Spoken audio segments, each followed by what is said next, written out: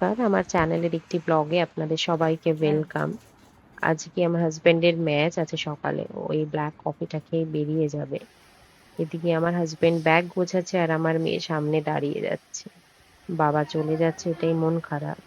আমার হাজবেন্ড এখানে কালকের ব্লিঙ্কিট থেকে অর্ডার করা পেঁপের কিছুটা আর একটু ইলেক্ট্রোলাইট পিঙ্ক সল্ট আর লেবু দিয়ে বানানো একটা ওয়াটার আর প্রোটিন পাউডার নিয়ে যাবে।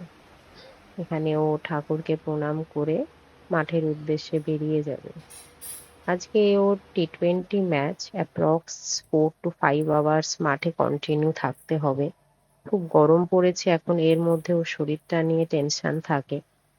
তো যাই হোক, খেলতেও হবে থাকতেও হবে, এটাই ওর প্রফেশন। আজকে মেয়ের আবদারে একটুখানি লাঞ্চে চিকেনের পাতলা ঝোল বানাবো।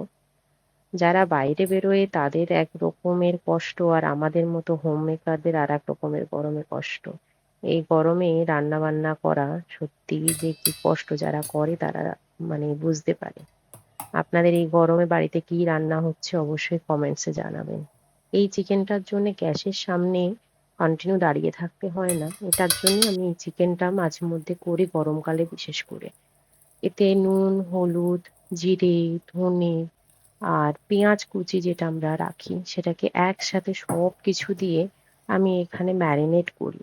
আর সাথে যদি বাড়িতে লেবু থাকে লেবু, এখানে আমার ভিনিগার ছিল, ভিনিগারটা অ্যাড করে 1/2 hour মতো আমি এটাকে ম্যারিনেট করে রেখে দিই।